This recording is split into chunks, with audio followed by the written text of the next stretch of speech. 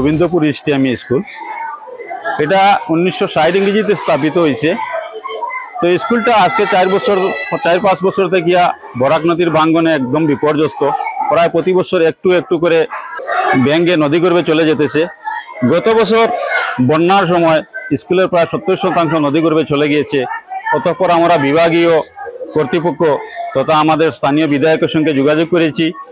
Bio madam নিজে এসে সরজমিনে তদন্ত করে গেছেন। আমাদেরকে বলেছেন যে আপনারা জমির ব্যবস্থা করুন, আমি আপনাদের বিল্ডিংয়ের ব্যবস্থা করে দেব। আমরা 12 কাঠা জমির ব্যবস্থা করেছি, কিন্তু আজ পর্যন্ত কোনো ফল পায় নাই। এহেন অবস্থায় এই বর্ষার মরশুমে এই স্কুলে পাঠদান করা সম্ভব হবে না। স্কুলের বাকি যেটুকু অংশ আছে এই বর্ষার সময় এই সমস্ত অংশ নদীগর্ভে চলে যাবে। আমরা বর্তমানে অস্থায়ীভাবে একটা শেড নির্মাণ করে আমরা পড়াশোনার কাজ চালিয়ে যাচ্ছি।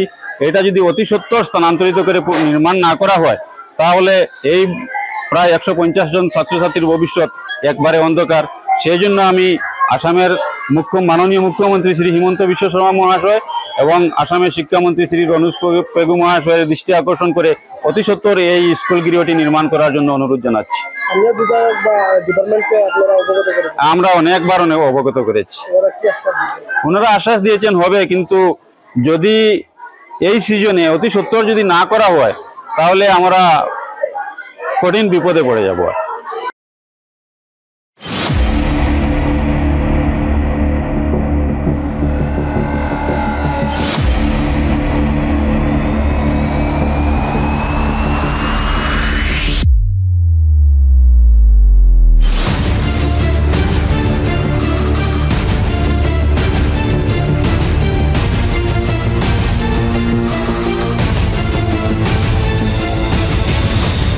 গোবিন্দপুর ইস্টিয়ামি স্কুল।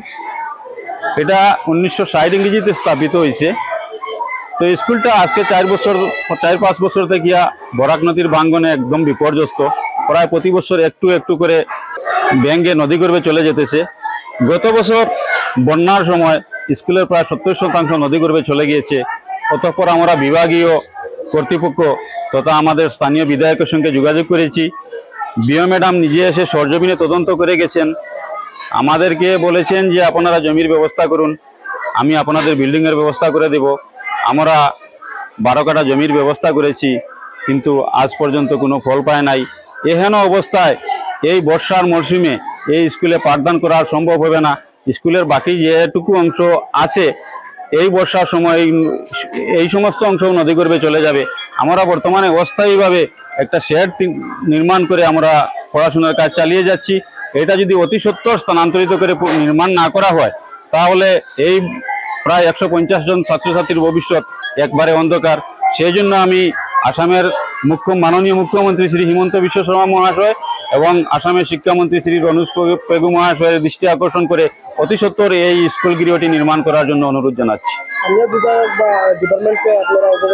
আমরা অনেকবার অবগত করেছি, ওনারা আশ্বাস দিয়েছেন হবে, কিন্তু যদি এই সিজনে অতি সত্বর যদি না করা হয় তাহলে আমরা কঠিন বিপদে পড়ে যাব।